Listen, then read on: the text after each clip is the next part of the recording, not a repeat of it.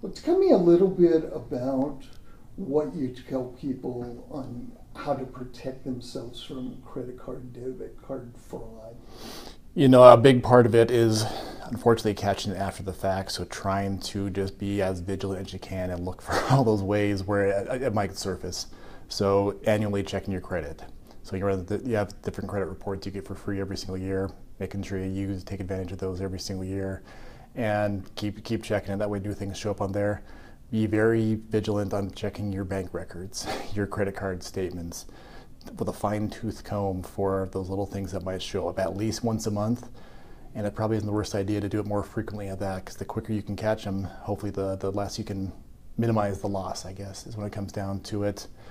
And just do all the stuff where we try to protect those numbers as much as we can. So when we're traveling, we use our credit card as opposed to our debit card. That way they're just stealing our credit as opposed to our actual cash out of our bank.